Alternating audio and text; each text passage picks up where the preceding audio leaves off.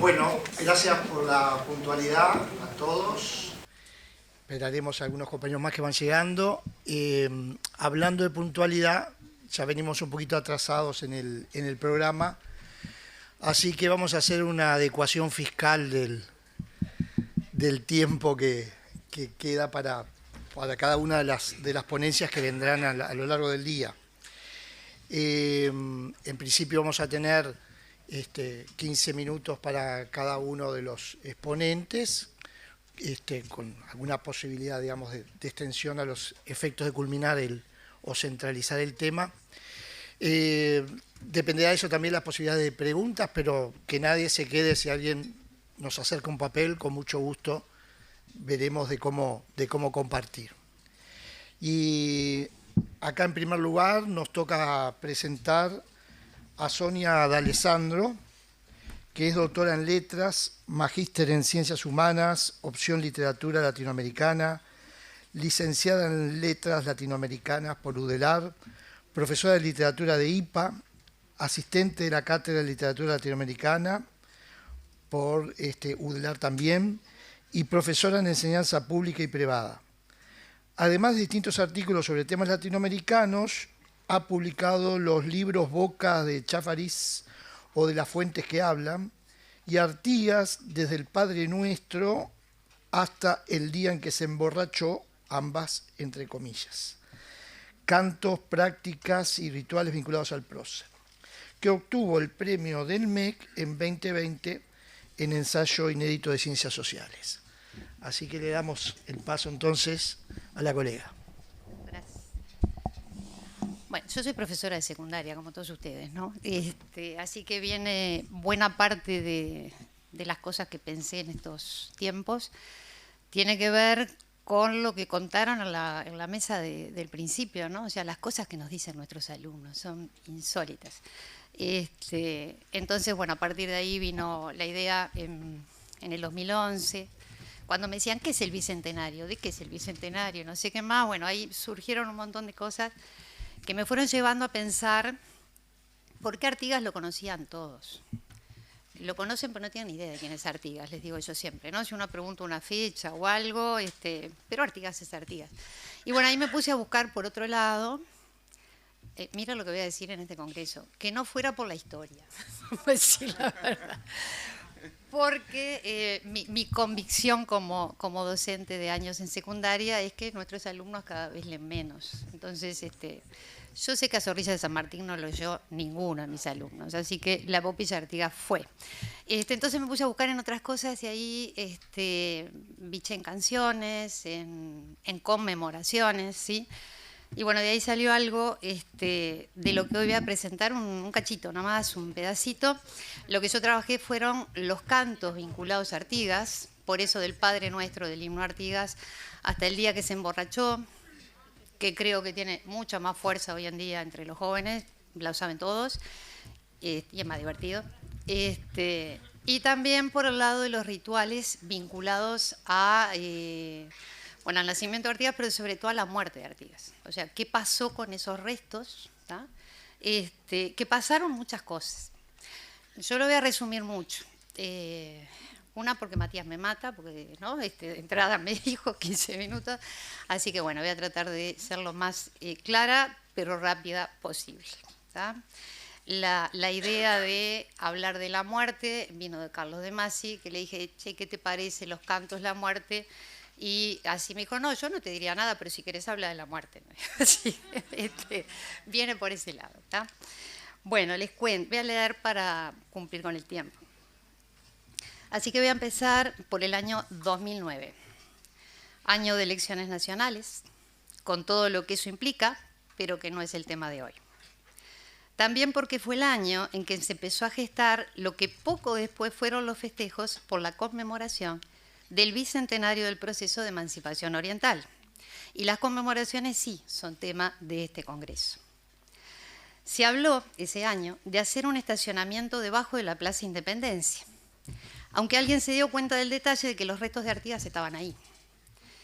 Y también ese año, el presidente saliente, Tabaré Vázquez, en cadena nacional del 19 de junio, fecha que va a aparecer seguramente varias veces más en estas líneas, propuso rescatar a Artigas del frío mausoleo al que lo recluyó el totalitarismo y reubicarlos en el edificio Independencia, que aparentemente es más cálido.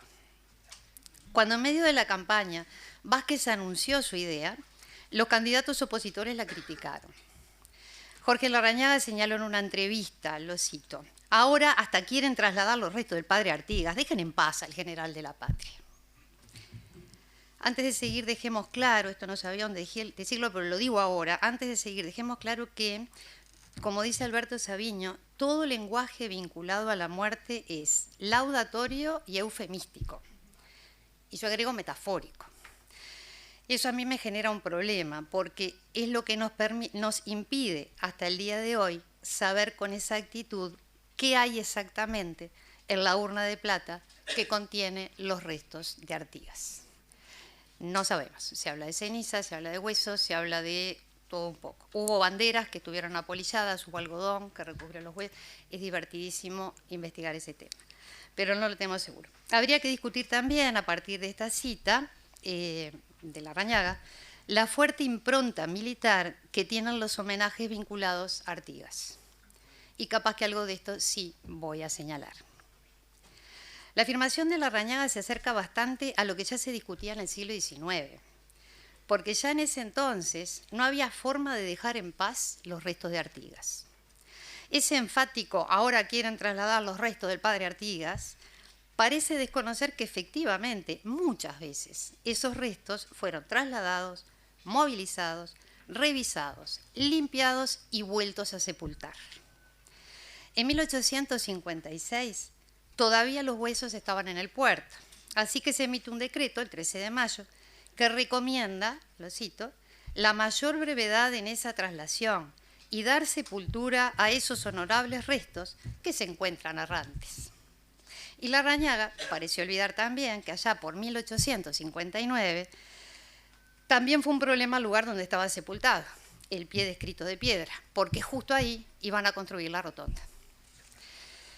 Estas anécdotas no son inocentes, se vinculan directamente a aquellos factores que conforman, crean y construyen imaginarios nacionales, memorias colectivas, interpretaciones del pasado que se quieren salvaguardar, como plantea Pollack, o que se deberían olvidar, como nos recuerda Renard.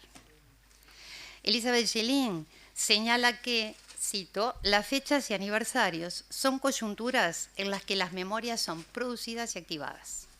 Son ocasiones públicas, espacios abiertos para expresar y actuar los diversos sentidos que se le otorga al pasado, reforzando algunos, ampliando y cambiando otros. Cierra la cita.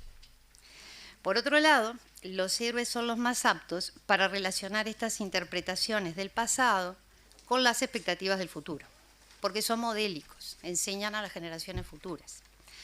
Esto lo explica Bernard refiriéndose a los griegos, ¿sí? Que leí bastante para pensar en estas manipulaciones a Artigas. Bernard dice que el héroe encarna la trama perdurable de cierta tradición que cada generación deberá aprender y hacer suya para poder acceder plenamente a la existencia social. Así que el héroe es parte importante de la conmemoración y la conmemoración genera identidad y construcción de identidad. Y para no cansar más con las muchas justificaciones posibles de la importancia de los héroes y sus tumbas en las conmemoraciones, remito a la oración inaugural del Congreso de Abril. Y cito, orientales, visitad las cenizas de vuestros conciudadanos. Que ellas, desde lo hondo de sus sepulcros, no nos amenacen con la venganza de una sangre que vertieron para hacerla servir a nuestra grandeza. Entonces, las tumbas que menciona en el título remiten metonímicamente a las distintas manipulaciones, traslados, ceremonias y homenajes que los restos de Artigas recibieron desde su muerte en 1850 hasta el 2011, por lo menos en el Bicentenario, que volvieron al mausoleo luego de que fuera refaccionado el mausoleo y que estuvieron siempre errantes a pesar de todos los decretos. Aviso que en esta comunicación me voy a saltear un montón de cosas, simplemente voy a dar ejemplitos, ¿no? En 1855 fueron exhumados por primera vez en tierra paraguaya en noviembre. Ahí lo que dicen las actas es que se saca al cadáver, lo que dice en el certificado de función es que enterraron a un adulto mayor. ¿Tá? Lo que se dice cuando se lo va a desenterrar no tiene desperdicio porque va un médico, entonces se habla como los huesos se limpiaron con cloruro de sodio, creo que se pusieron a secar al sol, se manipulan, ¿no? O sea, quedó allí. La cuestión es que los traen. La ley 484 del 14 de junio es la que define la realización de sus honras fúnebres en el lugar de preferencia del cementerio público. Pero como todavía ese lugar de preferencia no existía, quedan transitoriamente en el panteón de la familia de Gabriel Pereira, que lo ofrece amablemente en su calidad de deudo, no solo de presidente, ¿no? También está la ley que define el tipo de homenaje. La voy a leer porque es muy cortita, tiene 2 artículos, porque retoma un montón de tradiciones. Son 2 artículos. El primero dice: tribútanse los honores fúnebres que corresponden al rango militar del primer jefe de los orientales, gobernador y capitán general de la antes provincia, constituida hoy República Oriental del Uruguay, ciudadano Artigas. La segunda dice: facúltase al Poder Ejecutivo para los gastos de las exequias y competente depósito de los restos del expresado general en un lugar preferente del cementerio público. Rango militar, ciudadano, lugar preferente del cementerio público, que eso es lo que me estoy deteniendo hoy. En pocas palabras, la ley, salomónicamente, resuelve sin resolver la tensión entre el militar y el civil que podemos rastrear en cuadros, en representaciones, en estatuas, en discusiones parlamentarias y hasta en el familiar Don José, al que los paisanos le dicen a coro, mi general. Siguen errantes en 1864, cuando se los traslada a la rotonda del cementerio central. Se van a mover de nuevo cuando en 1972 se lleven por precaución desde el panteón al regimiento de blandengues, sus custodios naturales. ¿Sí? Esa es la frase que más me apareció cuando entrevisté a la gente, a los funcionarios del Museo de los Blandengues. O sea, somos los custodios naturales, ¿no? Y hablaban del nuestro por la identidad. Bueno, no hubo nadie que no me dijera que no eran ellos los custodios. Eso es natural, habría que verlo. De paso, se emite un decreto, el 19 de junio de ese mismo año, que proyecta el mausoleo del 72, ¿no? Que al final se inaugurará otro 19 de junio, el de 1977. Las autoridades democráticas que estaban preparando el Bicentenario, las de 2009 que mencioné recién, llevan los restos momentáneamente al Palacio Legislativo, mientras se prepara todo para que vuelvan a depositarse, a pesar de las discusiones, en el mausoleo durante el Bicentenario, donde todavía están. Me voy a tener un poquito en la urna, esos huesos que no sabemos qué son, dónde están, en qué objeto físico están. Porque la urna también cambió más de una vez. Estanislao Vega, que va en 1855 a Paraguay, trae los restos en una urna de latón, que todavía se conserva en el Museo Histórico Nacional, junto a la lápida que Vega tuvo la iniciativa de pedir. Nadie se la ofreció, pero la pidió y se la trajo, que también están ahí. A partir de ese cadáver de un adulto que se trajo, va a haber un esfuerzo constante por mejorar la urna que contenga esos huesos. Lo interesante es que la forma de la urna se mantiene según la que trajo Estanislao Vega. Lo que fue cambiando fueron los materiales, el color, pero como que hay una tradición que se va manteniendo ahí que está presente. Por eso el latón o del latón se va a pasar primero al plomo, según dice un decreto de 1856, que dice: componer la comisión que ha de verificar la traslación de los restos del general José Artigas a la urna que nuevamente se le ha designado, cuya operación se ha efectuado como se dispone, pero no se explica demasiado, cerrándose herméticamente la caja interior de plomo y la que contiene con esta llave. Las llaves son todo otro temita, ¿no? ¿Dónde están? ¿Quién las conserva? ¿Por qué son 2? ¿No?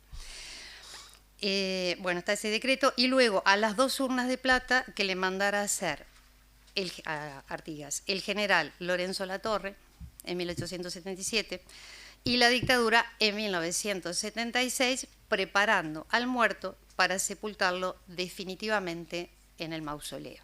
Palabrita que generó muchas controversias después. Pero faltaba la calidez de la madera. Así que la urna se transformó en dos urnas, la que efectivamente contiene los restos, sean lo que sean, y la de madera que la contiene. Parece un juego de cajas chinas o de cajas mortuorias que protegen, pero también transforman los restos, que paulatinamente se van transformando en reliquias. Hoy temprano se hablaba en la mesa de lo sagrado, ¿no? De cantar el himno, de esto, del otro. Bueno, en buena medida las reliquias, las cenizas o lo que sea de Artigas son, hasta el turno, una reliquia del mito nacional, ¿no?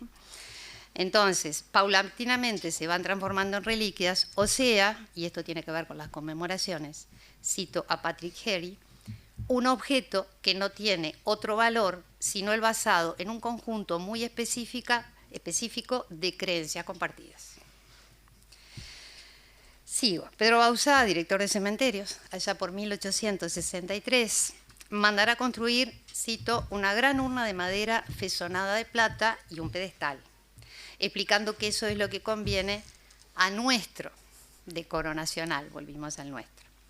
Ya se está remodelando el cementerio central desde 1859 y ya se lo estaba pensando con la doble función de, cito a Philippe Ariès, que estudia la muerte en Occidente, ¿no?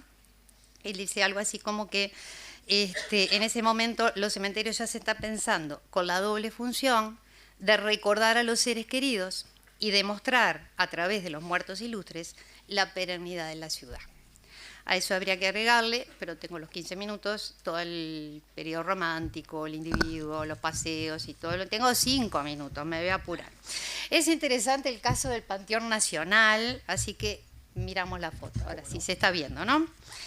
El pasaje de los restos de Artigas por el Panteón Nacional y por todos los otros lugares por los que fueron llevados tiene que ver, en primer lugar, con tradiciones que recogemos de los antiguos griegos, como les decía hoy. Y me voy a saltear, bueno, que tenían la costumbre, que los entierran en el mejor lugar del cerámico, ¿no? Como se llamaba. En segundo lugar, tiene que ver con esa ley que mencioné, la 484 de 1856, que explicita que debe ser enterrado en un lugar preferencial. Lo que la comunidad imaginada uruguaya definiera como preferente, como lugar preferente, iba a ir cambiando a lo largo del tiempo, obvio.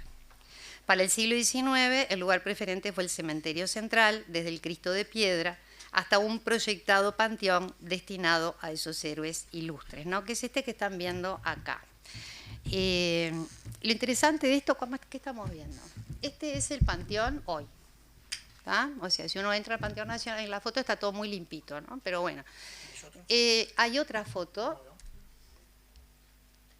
que es donde estaba el mausoleo, el panteón ese. Este ya lo vimos. Ah, bueno, ya lo vieron, yo no lo vi. Ahí se está viendo otra cosa. El panteón conservó a Artigas en el centro del panteón. Una vez que Artigas sale de ahí, ese es una foto vieja en blanco y negro con Artigas ahí, los restos están ahí. Una vez que sale de ahí, ese lugar no se toca más, no hay nadie ahí. Queda vacío. Nadie puede estar donde él estuvo. ¿tá? Y eso era lo que quería mostrar, y acá tengo como que conservarlo vacío transforma el sitio auténtico donde descansaron los restos en un lugar de memoria. Un resto, como lo llama Pierre Nora, un resto artificial cargado de simbolismo. Es eso. El Panteón Nacional es otro temita. Bueno, y como tengo 5 minutos y 3 de película, les voy a contar, pero vemos la película, que me iba a detener en el Bicentenario del 50. Ahí por primera vez se hace un documental Artigas que les va a decir muchas más cosas que yo.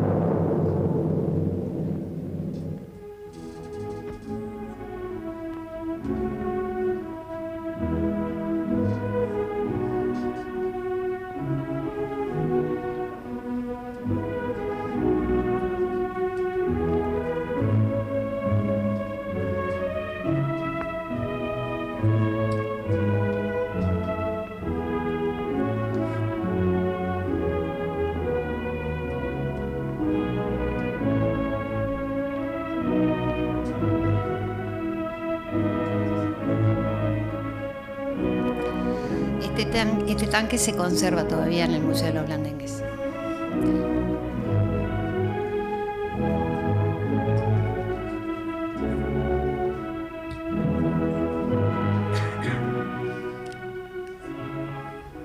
Todo un mundo me sigue.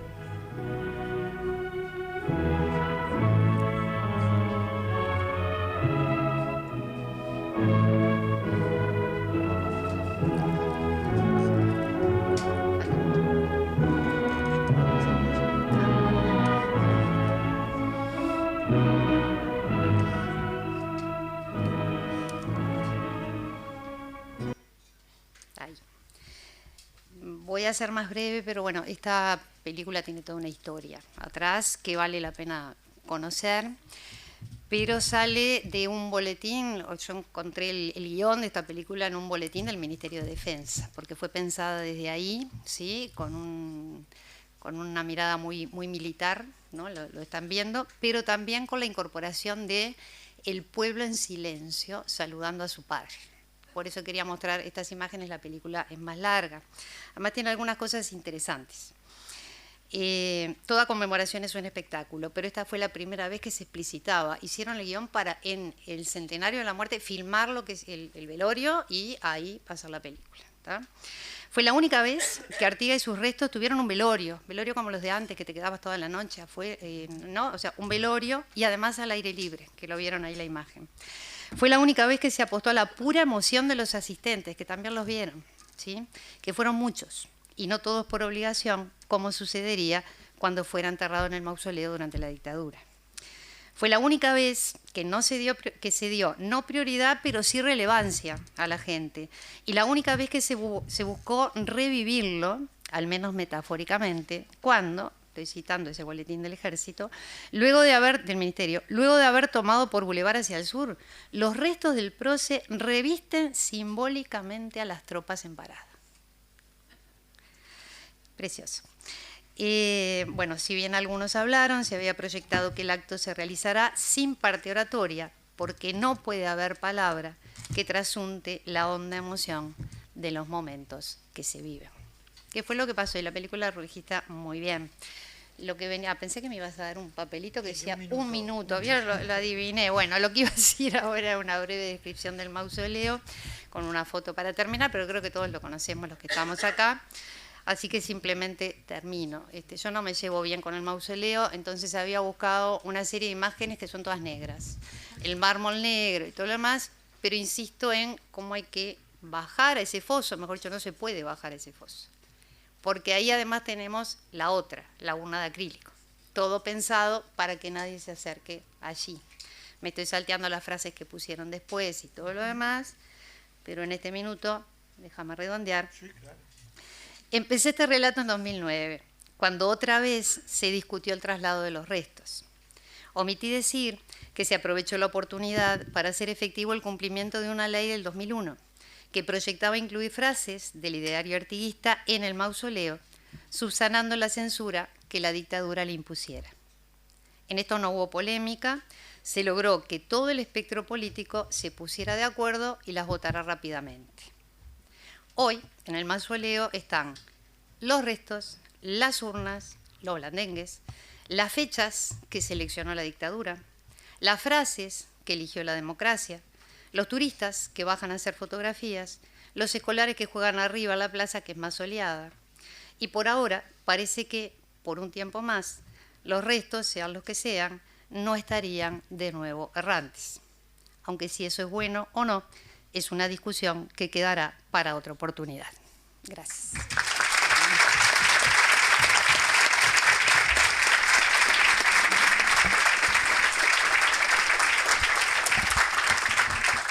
Muy bien, muchas gracias, Sonia. Ahora pasamos a Pablo Ferreira. Hay sillas libres para los compañeros que están parados por acá. Pablo Ferreira es profesor de Historia, magíster en Ciencia Política y doctor en Historia por la Facultad de Humanidades y Ciencias de la Educación de la Universidad de la República. Actualmente es profesor adjunto en régimen de dedicación total del Departamento de Historia del Uruguay, Facultad de Humanidades y Ciencias de la Educación, e integra el Sistema Nacional de Investigadores. Desde 2010 investiga sobre historia social y política en el Río de la Plata entre fines del orden colonial y la formación de los estados nacionales. Uno de sus ejes de trabajo son los procesos de circulación y movilidad de población por razones políticas. Es, asimismo, coordinador de la línea de investigación sobre modalidades de acción política en el grupo Claves del siglo XIX en el Río de la Plata, de la Comisión Sectorial de Investigación Científica de la Universidad de la República.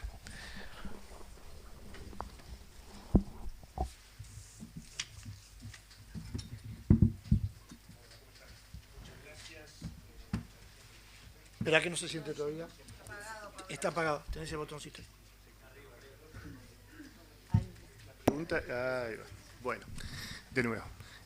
Buenas tardes a todos. Es un gusto enorme estar acá y agradezco enormemente la invitación. Siempre son como muy importantes este tipo de actividades y bueno, y hay de mi parte un gran reconocimiento a la Asociación de Profesores de Historia por su trabajo, por el alcance nacional de sus actividades y por todos estos esfuerzos de juntar y generar este tipo de instancias que siempre son muy importantes y bueno, para mí es un enorme gusto y placer poder estar acá. Pablo, arrimate un poquito más el micrófono, por favor. Bien, ¿se escucha bien ahora? ¿Sí? No. Bueno, así sí. Bien. Hace unos meses me invitó Matías, que anda por allá, o por algún lado anda, porque anda recorriendo intensamente este espacio, y me proponía, bueno, plantear algunas líneas sobre la renovación de la historia política del siglo XIX, y bueno, y así con ese nivel de amplitud, tuve que pensar un poquito esta propuesta que en realidad va a jugar como en dos niveles, ¿no? Por un lado, plantearles un cierto recorrido de investigación personal y colectivo que tiene por eje los procesos de exilio y emigración política en el siglo XIX rioplatense. Un espacio en realidad de Río de la Plata un poco por una cuestión como más de comodidad, pero en realidad es lo que la historiadora Marcela Ternavasio llama como una etapa colonial, como un corredor hispano-luso, criollo, y luego un espacio que vincula los nacientes estados del Río de la Plata y también el Imperio del Brasil, con conexiones también en un periodo que ahora voy a marcarles un poquito, porque ahí hay como dos momentos, con conexiones también con otras ciudades y con otros espacios en América y también en Europa.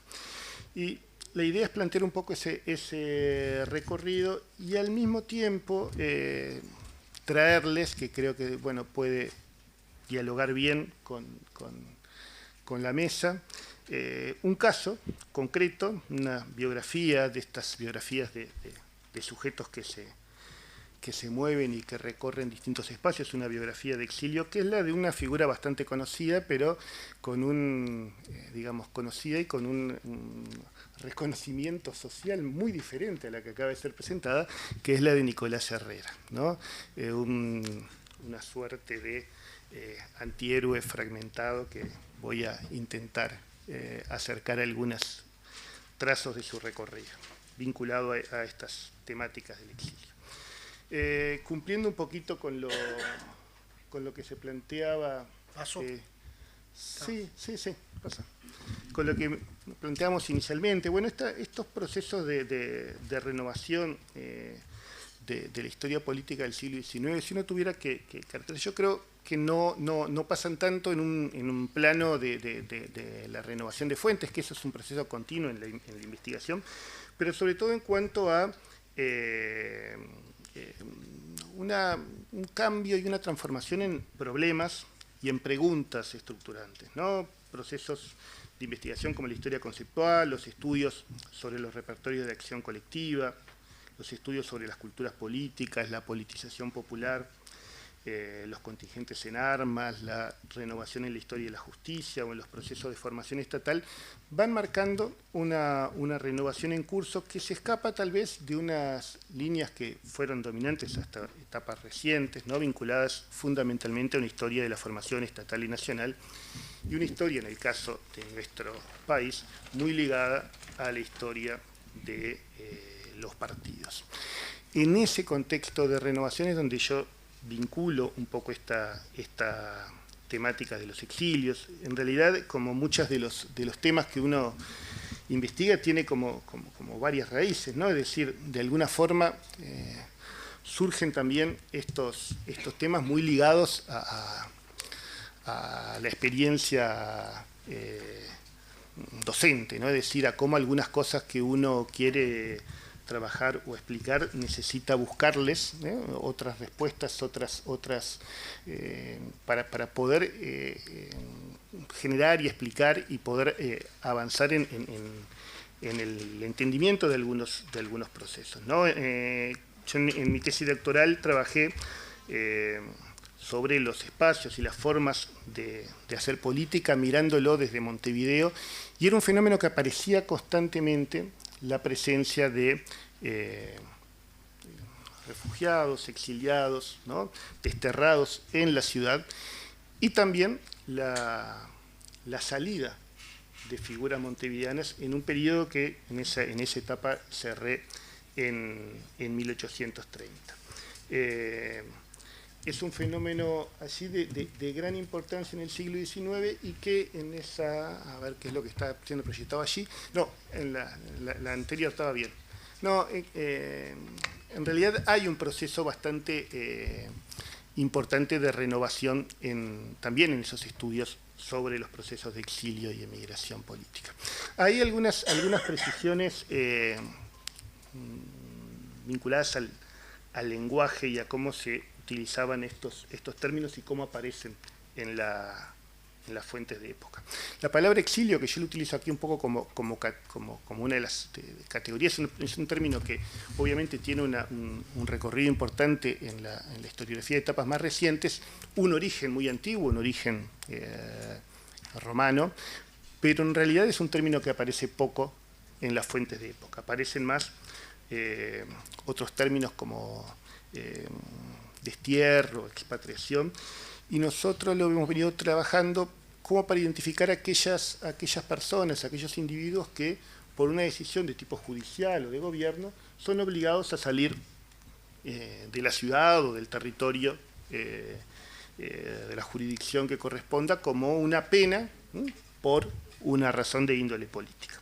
Hay otro término que aparece en las fuentes del periodo, mucho más, que es un galicismo que en realidad tiene su origen en el proceso de la Revolución Francesa, en los curas opositores a la Constitución de 1791, los curas emigrés, que es el término emigración, que ese término aparece más en las fuentes de época.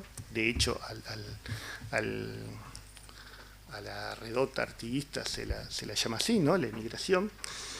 Y en realidad es un término que en realidad se extiende bastante en el lenguaje de la época, llega al Río de la Plata, y nosotros en este proyecto lo estamos trabajando en realidad y utilizándolo también para incluir allí esas categorías de quienes no se van por tener una pena judicial, pero sino que se tienen que ir, ¿no? Porque ahí los límites son un poco complejos, ¿no? Y esas las experiencias más recientes lo demuestran. No se va solo el que se le indica te tenés que ir, sino que muchas veces te vas porque en realidad tu seguridad o los riesgos para tu integridad física o material están latentes, ¿no? Ahí también hay en el texto que está allí, la historiadora francesa Delphine Díaz, que ha estudiado el proceso de asilo en Francia en el siglo XIX, habla, tienes un término que es el de constricción, ¿no? Restricción, que refiere justamente,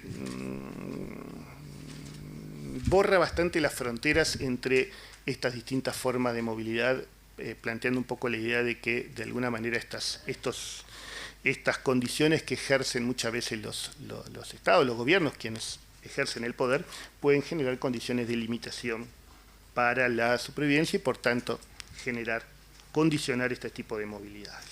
Otros términos que aparecen son los de refugio, asilo, ¿no? Términos que tienen un origen también más antiguo y que refieren un poco a las obligaciones que asumen las unidades políticas receptoras, es decir, asilar o refugiar a quienes se van por razones políticas. Y ahora sí te pido que pases, por favor.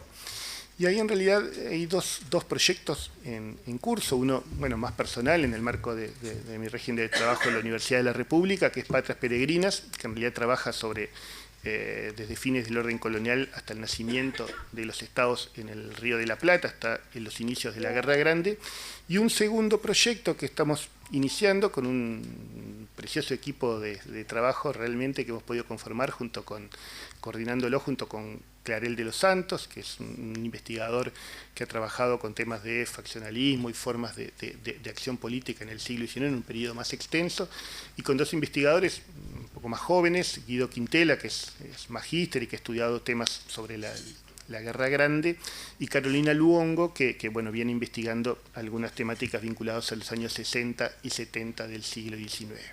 Y en ese marco estamos cruzando justamente el fenómeno del exilio también con la formación de facciones políticas y sobre todo con las prácticas políticas en ese Estado oriental entre el 30 y el 75. A ver, avanzamos un poquito.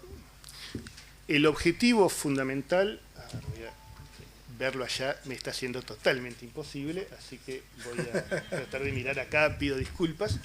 Lo que nos proponemos tiene que ver justamente como ejes de análisis, son la relación del exilio con la formación de culturas políticas, las prácticas de los exiliados orientadas a influir en sus lugares de origen y de recepción, la generación de redes de solidaridad, la forma de comunicación con su ciudad, país de origen, los vínculos familiares, la forma de subsistencia y esparcimiento, también el exilio como experiencia formadora de identidades políticas, el fenómeno de estos desplazamientos como forma de tramitación de la disidencia en estos sistemas políticos en formación, es decir, en sistemas políticos que no conciben todavía la pluralidad política, el exilio, el irse, es una forma, ¿no?, de transitar la disidencia, es uno de los mecanismos que tienen, en muchos casos ligados sobre todo a las clases dirigentes, ¿no? Con las clases populares habían otras formas un poco más violentas en general de transitar la disidencia,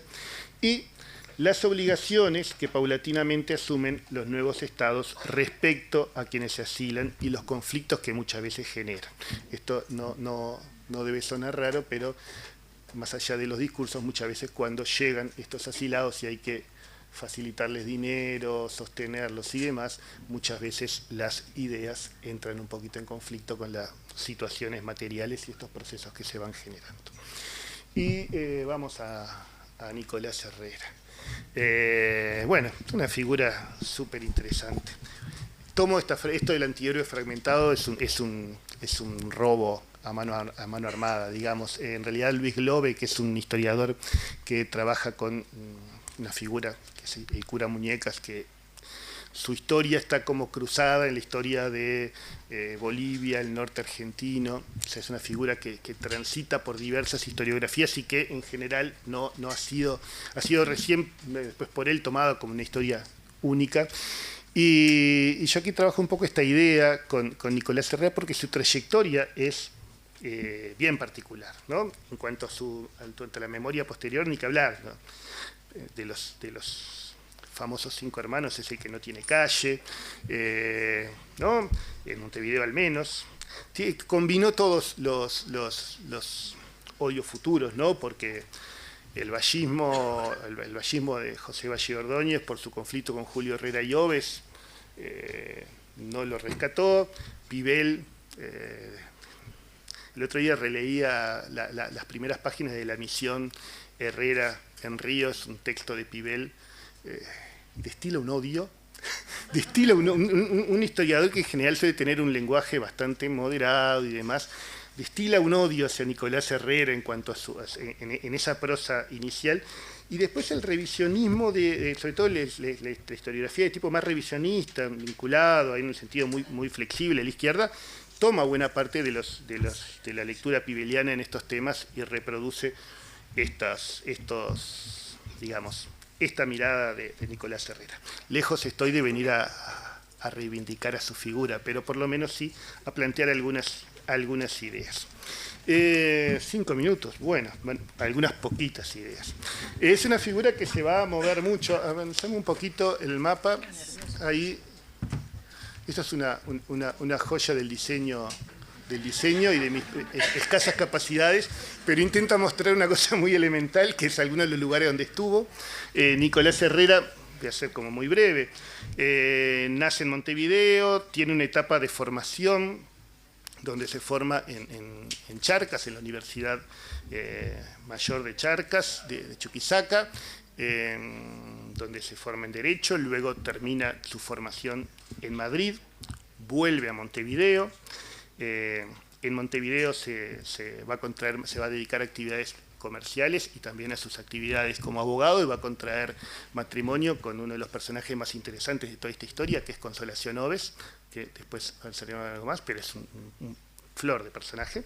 Y luego tiene otro periplo de viaje muy interesante, entre 1806 y 1810, es convocado para ir a llevar los intereses de Montevideo, para reclamar los méritos de la ciudad en la reconquista de las invasiones inglesas, y lo agarran los sucesos españoles del año 8, está en Bayona, en las Cortes, ¿no?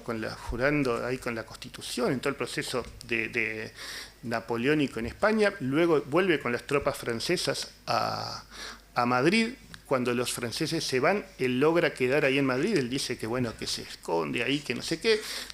Se pone en buenos vínculos con las autoridades de la resistencia española, termina en Sevilla, y en Sevilla lo nombran ministro de Azogues y para ir a Huancavelica, en Perú. Pero va a pasar por Montevideo, porque Montevideo había quedado Consolación tras 4 años de separación de la pareja. Y el hijo, además, el hijo pequeño, Manuel, que va a tener un futuro interesante en el recorrido de nuestro país, Manuel Herrera y Oves. Pero ahí lo agarra el proceso revolucionario. Primero tiene un momento ahí con los realistas de Montevideo, edita la Gaceta, enseguida lo descubren que en realidad es más simpatizante de la Junta que otra cosa. Destierro de la ciudad, expulsión, el primer destierro de Nicolás Herrera. Buenos Aires, hace la carrera de la Revolución ocupando cargos de secretaría junto a los distintos directores, Posadas, Alvear, misión en Paraguay, misión en Montevideo. Cae Alvear en Buenos Aires y su facción, y ahí termina en una fragata inglesa y exiliado en Río de Janeiro. Y luego, como seguro saben, retorna junto a Carlos Federico Lecor en 1817 a Montevideo. Y de los exilios, de estos viajes, claro, tienen algunas cosas en la fuente que son interesantes. Avanzame un segundito más. Porque, claro, en realidad hay correspondencia muy rica y muy interesante. Las cartas a Consolación Oves, lo cual es obvio, las parejas se escriben cuando están separadas, no cuando están juntas, no tendría mucho sentido. Las cartas en los momentos de los viajes son una fuente riquísima. Y las cartas a Consolación Oves en el exilio en Río son bien interesantes. Consolación Oves queda en Buenos Aires, en un ambiente muy hostil, y Nicolás Herrera se va a Río de Janeiro, y desde Río de Janeiro, entre otras cosas, avanza la siguiente, por favor, le comenta que en la ciudad de Río de Janeiro no hay sociedad ni tertulias para los extranjeros, las mujeres nunca se dejan ver, estamos aislados en nuestra casita y en una soledad erenítica, y cuenta cuestiones vinculadas al clima, cuestiones vinculadas a la situación financiera de estos exiliados en la ciudad, que comparte habitación con otros exiliados bonaerenses, los temores a los exiliados españolistas, que es la otra facción en el exilio y que los están buscando y que temen por su vida. Y también son cartas que, además de lo cotidiano, le pide lenguas a la vinagreta, lo cual me llama mucho la atención. Conservas. Y pero son cartas también muy cargadas de vida política, es decir, porque Consolación Oves es una figura de peso, y es una interlocutora, es la hermana de Lucas Oves, es una familia política y que además le interpela. En un momento queda ella está en Buenos Aires y circula en Buenos Aires una noticia de que Nicolás Herrera se está comunicando hay una carta con Rondó que circula donde Nicolás Herrera parecería estarle diciendo que hay que pactar con el rey, se ha dado la restauración, que hay que dejar el camino de la revolución y que hay que pactar. Y ella lo interpela y dice, ¿cómo podés estar diciendo esto? Y él niega, ¿no? ¿Cómo pudiste haber desconfiado de mí? La carta existe. O sea, en realidad se estaba pactando. Pero en realidad están pactando muchas cosas. Ahí está el texto de Marcela Ternavasio sobre digamos, sobre los juegos de la política, que es un texto escrito sobre este contexto del 15 y 16. Hay muchas búsquedas que se están dando allí. La correspondencia política y el accionar político de Nicolás Herrera en el periodo seguramente lo conozcan más. Es una de las figuras claves que incentiva a la monarquía portuguesa a invadir, ¿no? Sobre todo con esa gran idea, ese temor del incendio, ¿no? Del incendio que se va a generar en las fronteras y lo que es la necesidad de apagar ese proceso revolucionario. Avanzo un poquito y muy rápido porque debo estar ya poco pasado de tiempo. Epílogos, porque esta historia no termina allí. Asesor de... Una más, por favor. Asesor de Carlos Federico Lecora, integrante de la Cámara de Apelaciones durante el periodo lusitano. Opta por el Brasil y hay una cierta ruptura del famoso Club del Varón entre el 22 y el 23. Senador imperial en el 24.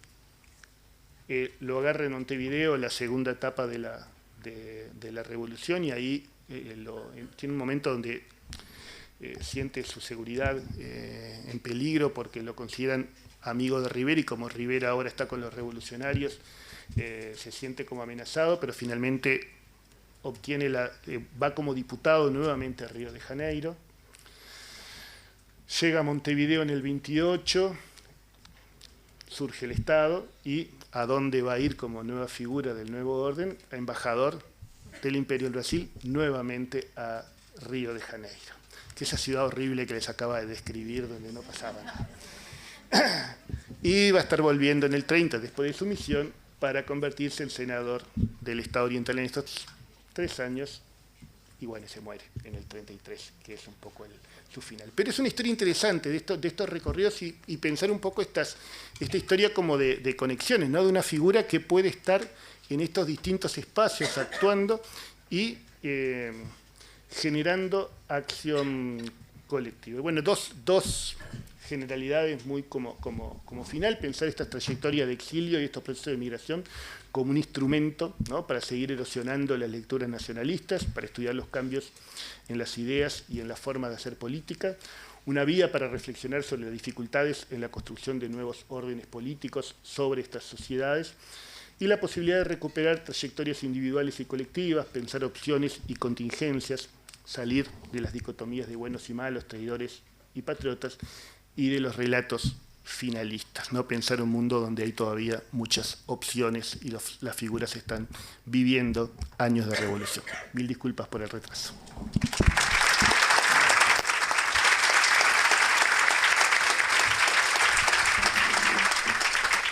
Bien, es el turno de Ernesto Beretta, licenciado en Antropología, investigador sobre historia del arte en el Uruguay durante el siglo XIX, docente de Historia del Arte en la Facultad de Humanidades y Ciencias de la Educación de la Universidad de la República, técnico en Conservación y Restauración e investigador en el Museo Histórico Nacional. Curador de exposiciones, entre ellas Juan Manuel Besnes e Irigoyen, inventó, escribió y dibujó, así se llama, del 2016. Integra equipos de investigación con desarrollo de proyectos en el marco de la Comisión Sectorial de Investigación Científica de la UDELAR, Grupo de Estudios sobre Artes Aplicadas a la Arquitectura con Valor Patrimonial, Facultad de Arquitectura, etc., e Iconografía Republicana, Facultad de Humanidades y Ciencias de la Educación, IPA. Así que es el turno entonces del compañero Ernesto. ver si se oye. Sí. Bueno, en esta ponencia lo que vamos a presentar es un pequeño avance en un aspecto de un proyecto de investigación que comenzamos a desarrollar en colaboración entre Historia del Arte de Facultad con el Museo Histórico Nacional, involucrando estudiantes de Historia y Letras de Facultad de Humanidades y de Archivología de la Facultad de Información y Comunicación. Nuestro objetivo es el estudio de un grupo de álbumes muy particular, que es lo que llamamos los álbumes de compilación. Es decir, no trabajamos los álbumes fotográficos, ni los álbumes de vistas con fotografías, ni los álbumes con estampas o con vistas pintorescas, sino un conjunto de álbumes que se conforman a través de acciones individuales en las cuales diferentes individuos hacen aportes en diferentes formas a esas páginas, ¿verdad? Y los dividimos en diferentes categorías, como son los álbumes de compilación, los personales, es decir, aquellos en los que una persona vuelca sus intereses en el álbum, que puede incluir desde una lámina, una hoja o una flor recogida en un paseo, una composición poética, un carnet de notas, un carnet de baile, y también los de salón, es decir, aquellos que en las salas del patriciado, nosotros estamos trabajando estos álbumes entre los siglos XIX y XX, se colocaban sobre las mesas de las salas y en esas tertulias, en esas veladas a las que existían los pares, en general eran reuniones de carácter semanal o mensual en que una familia recibía, el álbum estaba a disposición para ser visto por los asistentes o se les ofrecía a algunos de ellos para que aportaran contenidos a sus páginas, ¿verdad? Esto hace el álbum como una fuente de información circulante, es decir, dentro de un grupo social el álbum circula y los contenidos pueden ser vistos. Un pintor, por ejemplo, se llevaba el álbum a su casa y días después lo devolvía con una nueva acuarela. Un músico podía realizar, escribir una pequeña partitura, una composición musical, un poeta, algún escrito. Y finalmente también encontramos otros tipos de álbumes, que son los de homenaje y conmemorativos. Esos se organizaban a través de comisiones, a través de agrupaciones que ofrecían un álbum en homenaje a una personalidad de la política, de la cultura, del mundo militar, de la ciencia o de la industria. En general compilan dedicatorias y firmas. Y los álbumes conmemorativos, con motivo de alguna efeméride, y también son los álbumes fúnebres, que son bien interesantes por las connotaciones que tienen en el siglo XIX. Finalmente incluimos también los álbumes de artistas, álbumes que ellos llevaban para realizar bocetos, pequeñas acuarelas, dibujos a lápiz o tinta, pero que también incorporan aporte de otras personas. Es decir, hay una construcción colectiva de estos álbumes. El proyecto se encuentra en una etapa inicial, comenzamos a trabajar este año y estamos llevando adelante trabajos de relevamiento, digitalización de todos esos álbumes. Comenzamos por el Museo Histórico, que son más de 40 álbumes que hay. Hacer un mapeo y un resumen de sus contenidos para luego empezar a cruzar las diferentes variables y hemos comenzado a presentar los primeros productos o los primeros resultados, y este es uno de ellos. Es interesante cómo el álbum se impone en el siglo XIX como un fenómeno social, ¿verdad? Ha sido estudiado sobre todo para Centroamérica por investigadores como Leonardo Romero, Vanessa Miseres, y en el mundo anglosajón se han estudiado sobre todo lo que se llaman los scrapbooks, que son los álbumes de recortes, los álbumes collage, digamos, como una particularidad de la cultura victoriana. Pero lo interesante es esa característica de socialización del álbum que circula en las tertulias y que nos sumerge en un universo inicialmente de la cultura romántica en el Río de la Plata. Es decir, el Salón Literario en Buenos Aires, fundado por Marco Sastre, con la participación de Echeverría, con la participación de Juan María Gutiérrez, toda esa literatura que comienza a llegar desde Europa, la generación del 38 en Montevideo, la unión de ambas generaciones en el Montevideo sitiado, su participación en estas tertulias, las publicaciones que realizan, dan a conocer todo un modo de vida y una nueva sensibilidad, entre ellas el cultivo de los álbumes. Y una de las claves para entender su desarrollo en Montevideo es justamente la publicación póstuma en nuestra ciudad por la Imprenta Oriental en 1838 de una compilación de artículos de Mariano José de Larra, que es uno de los más valorados escritores de la generación romántica, aparece citado en varias de sus publicaciones, a través de sus artículos de costumbres.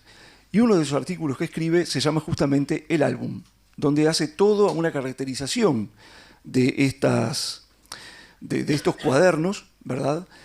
Una asignación por género. Es interesante que lo asigna al género femenino, cuando en Montevideo vamos a encontrar que hay muchos álbumes que pertenecieron a hombres. Vamos a pasar. Y estos álbumes se cargan además de una profunda simbología, ¿verdad? En este caso tienen allí el álbum funerario de Felipe Fraga, un álbum que la familia adoptó y que en su tapa de plata presenta es un álbum europeo importado, muchos son importados, la escena de la despedida de Lohengrin, del Caballero del Cisne, una leyenda germánica, en la cual por asociación, digamos, la partida de Lohengrin y la tristeza que deja en sus allegados se pone como un equivalente de la partida de Fraga al otro mundo y de la pena que deja en sus familiares. Es la copia textual de un cuadro, ¿verdad? Pero marca esa adaptación, ese uso de los álbumes, pero también de la difusión de obras literarias, porque la ópera, por ejemplo, la ópera de Wagner se estrena 7 años después que este álbum es utilizado en Montevideo. Entonces también nos sirven para entender líneas de cultura, líneas de literatura, de escritos, de circulación de ideas. Pasamos. Y en este caso lo que empezamos a encontrar en varios de estos álbumes, y vamos a verlos un poquito los que podamos, son los elementos de carácter patriótico. Es decir, el álbum convertido en una fuente y en un relicario de elementos de la historia y de la independencia. Y eso es bien característico de la multiplicidad de dimensiones que tienen estos libros. El que tienen allí es uno de los 3 álbumes de homenaje que el pueblo uruguayo dedica a un guerrero de la independencia, Cipriano Miró, en el año 1889, que se le entrega coincidiendo con el aniversario número 59 de la Jura de la Constitución. Y es bien interesante porque Cipriano Miró es uno de los pocos guerreros de ese periodo que todavía queda vivo. Nace en 1797, participa en las campañas de Chile y de liberación del Perú, es decir, es un héroe incluso americano, ¿verdad? Participa en la defensa de Lima contra el asedio de los realistas, y luego se traslada al Río de la Plata y se incorpora a las guerras de independencia locales, participando en la batalla de Ituzaingó. Para el año 1889 todavía vive y, digamos, ha pasado tiempo desde la independencia, la cadena de hechos se ha ido consolidando, pero los protagonistas han ido partiendo. Entonces se decide hacer este homenaje y es interesante porque varios autores, como María Elida Blasco, por ejemplo, habla sobre los restos de los héroes, ¿verdad? Como hablaba hoy Sonia, esos cuerpos que van a ser venerados. En este caso, la reliquia vive, y eso es un valor interesante, ¿verdad? No se deja el homenaje para después. Y es interesante porque la comisión de homenajes está integrada por esta élite intelectual que está desarrollando incluso los estudios históricos. En esa comisión, por las firmas que aparecen en el álbum, estaba Francisco Bauzá, Enrique de Arrascaeta, Alberto Palomeque, Alejandro Magariño Cervantes y otras personalidades del periodo. El álbum es un encargo que se le hace a un bazar de Montevideo, al Bazar Jacob. Se entregaban a su vez en cajas con vidrio biselado para ver el contenido. Se podían colocar sobre las mesas. Es un álbum con una tapa de mármol, así que pesa bastante para andarlo movilizando. Y las decoraciones alegóricas que presenta en la portada son bien alusivas a este héroe de la independencia. Fíjense ustedes, allí que tienen una figura de la historia, escribiendo en su libro Las hazañas del héroe. Aparece en lo alto un aeda, un rapsoda con la lira, cantando las loas y los triunfos de Cipriano Miró. Y es interesante esta identificación con los héroes de la antigüedad, porque en las dedicatorias interiores se habla de las luchas homéricas por la independencia. Hay una valorización de esos héroes de la antigüedad. Pero detrás aparece un templo, que es el Panteón de Roma. El panteón de todos los dioses, convertido luego en un panteón laico de todos los héroes, como planteaba Sonia. Y hubo varios proyectos en el Uruguay para construir este tipo de edificios, ¿verdad? También está la rama de laurel que nos acompaña o corona los triunfos del héroe, y aparece inclusive una paleta de pintor a los pies de la historia, junto con un arpa, que estaría hablando del retrato del héroe, de las facciones del héroe, de pintar un retrato que traduce además prendas morales. Eso es una construcción de la personalidad que es muy característica del siglo XIX. Piensen que cuando Amadeo Gras realiza la primera exposición de retratos con los cuadros que había pintado en Montevideo en 1833-34, José Reverindarte publica la primera crítica de arte, una de las primeras críticas de arte que conocemos, y hace permanente asociación entre las facciones, la expresión del representado y sus prendas morales, ¿verdad? El segundo ornamento nacionaliza a Miró y habla del homenaje del pueblo uruguayo a través de ese escudo de plata.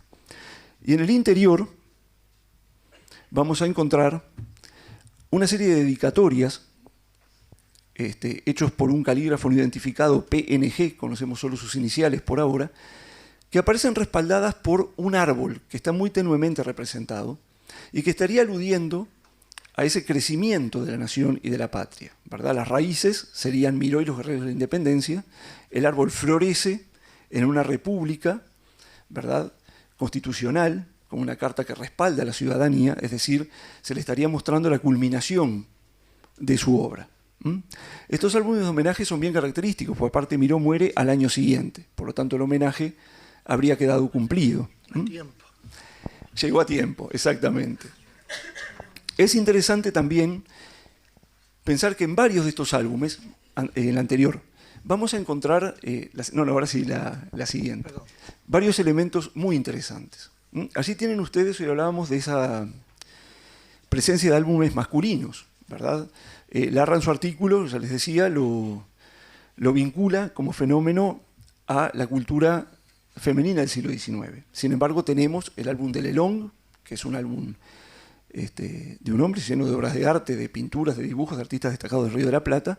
Tenemos 3 del Valentino Jiménez, tenemos otros también vinculados a núcleos familiares, y en este caso el álbum número 2 de Laurentino Jiménez contiene 3 fragmentos de tela que se dice pertenecen a la bandera de los 33 orientales. Fragmentos iguales aparecen en el acta que certifica que los fragmentos que le regala Spickerman, uno de los 33, a Josefa Cavia, esposa de quien cose la bandera de los 33, son también legítimos. Eso nos lleva a hablar nuevamente de ese concepto de reliquia y de reliquia laica, ¿verdad? Esa idea de que esos fragmentos evocan. Ahora, la pregunta que nos hacemos, y lo que es interesante es indagar, ¿cómo llegan esos fragmentos? ¿Son fragmentos de la bandera realmente? ¿O son fragmentos de los retazos de la bandera que habían sobrado en la confección? ¿Cuán destripada quedó esa bandera? ¿Cómo se dispersan los restos? Y esto es muy característico de esa tradición casi religiosa que tienen estas reliquias. Porque en un encuentro muy interesante que hubo, se habla de la extraña devoción o los celestiales tesoros en relación a la reliquia de carácter religioso, ¿verdad? Y en ese sentido, la Santa Sede, durante el siglo XVI, durante el siglo XVII, emitía lo que se llamaban las auténticas, que eran actas, como la que sigue, que certificaban la autenticidad de una reliquia. Entonces, ese paralelo entre el mundo religioso y el mundo laico se está dando aquí de una forma permanente. ¿Podemos ir al anterior? Perdón. Ahí. Lo que es muy interesante es cómo circulan las ideas y los contenidos de los álbumes.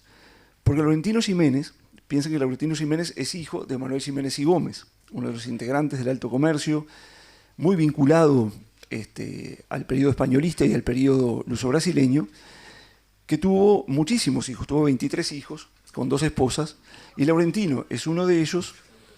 Fue rector de la universidad, fue jurisconsulto, fue docente, y alguien que no sabemos quién es, porque el álbum no lo establece, le obsequia esos fragmentos. Él los pega en el álbum y, como evocación, le ofrece a José María Baralt, también no sabemos en qué momento se conocen, o si Baralt estuvo en Montevideo, que es un escritor, poeta venezolano, que terminó viviendo en España y fue miembro de la Real Academia Española, que es reconocido sobre todo por sus poemas patrióticos, y le dedica a la bandera de los 33 el poema Sol de Medianoche, donde habla de toda esa gesta independentista. Entonces es interesante ver cómo estos álbumes socializan un contenido, por lo menos al interior de un grupo social, ¿verdad? Al interior de un colectivo. Y cómo hay un reconocimiento de los mismos y una apreciación. Ahora, lo curioso es a manos de quién llegan estos fragmentos. Uno puede pensar, bueno, Josefa Cavia de la Torre está directamente asociada a la bandera, ¿verdad? De hecho, esta bandera es calificada también de santo sudario de la nación uruguaya, por ejemplo, en un artículo del siglo XX. Es decir, hay una permanente referencia a estos elementos como únicos y excepcionales, ¿verdad? Inclusive hay varias actas en el legajo que tenemos en el museo. Se llama al hermano de la torre para que certifique quiénes hicieron la bandera, ¿verdad? Es decir, hay toda una trazabilidad, como se dice a nivel de los museos, del objeto, hacia dónde fue derivando. Lo que no tenemos claro es cómo llega a este nivel de fragmentación, ¿verdad? Pero que es algo muy común y mucho más recurrente de lo que nosotros pensamos. Estos álbumes entonces podemos interpretarlos como verdaderos relicarios, es decir, contienen objetos que son sagrados, valiosos o relevantes para una persona o para un colectivo. Y es abriéndolos como llegamos a entender, digamos, su significación social. ¿Otra más? Pero esta tradición de colocar fragmentos de banderas o collage dentro de los álbumes se vuelve algo totalmente recurrente.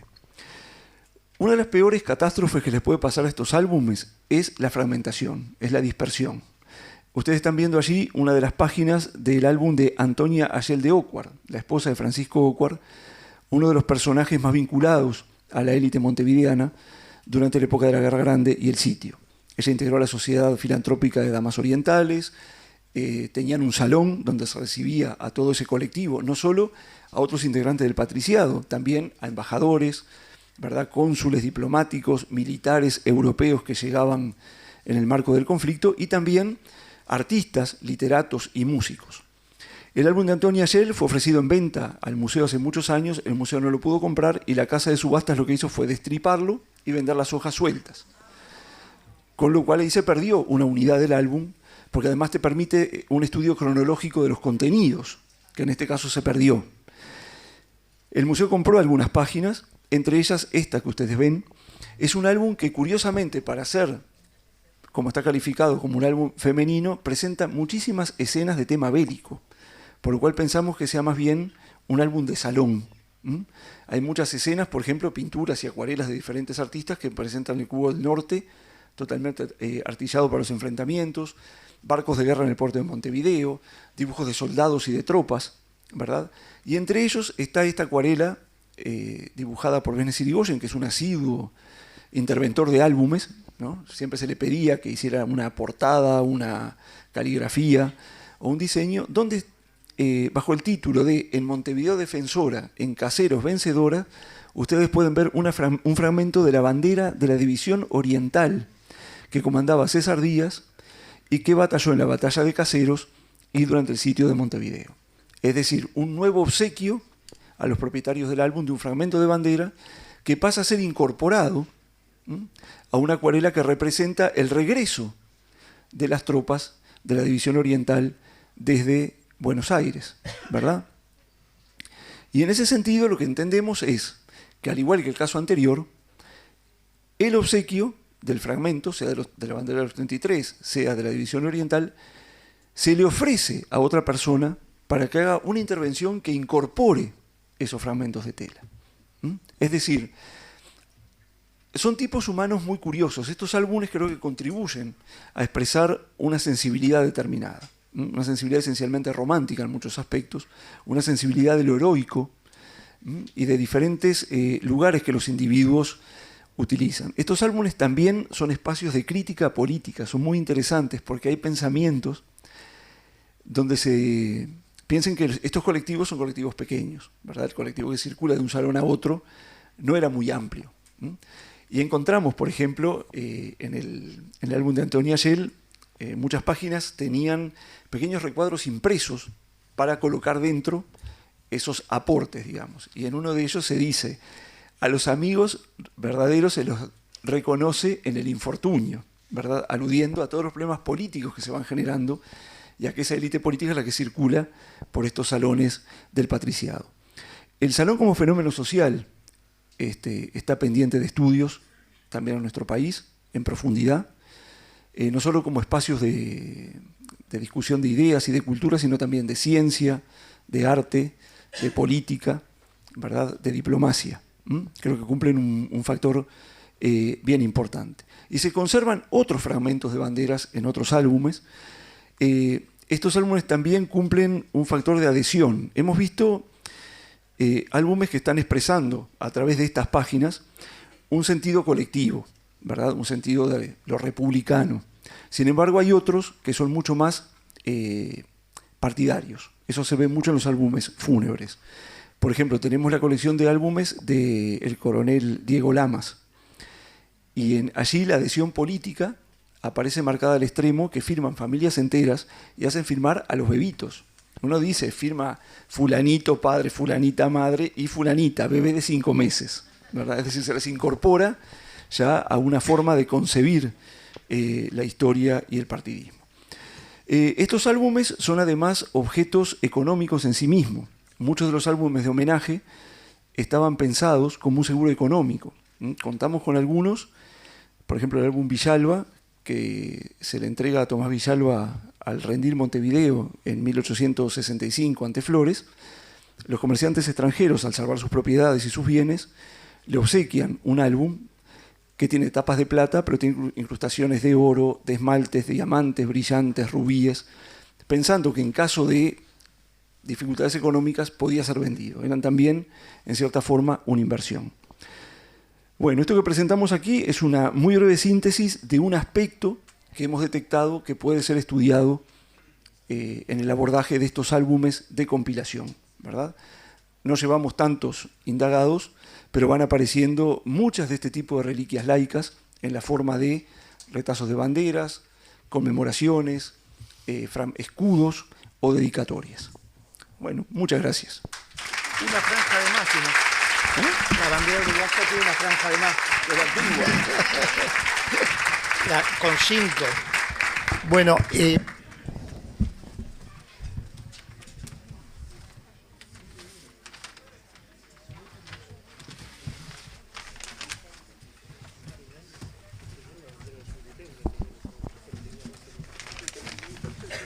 en nombre de la APU hay un obsequio aquí para Sonia.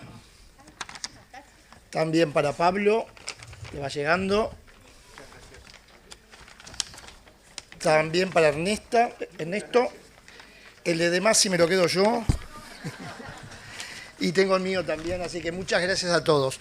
No hacemos corte, viene enseguida la mesa y al finalizar la otra mesa, que en realidad es unipersonal,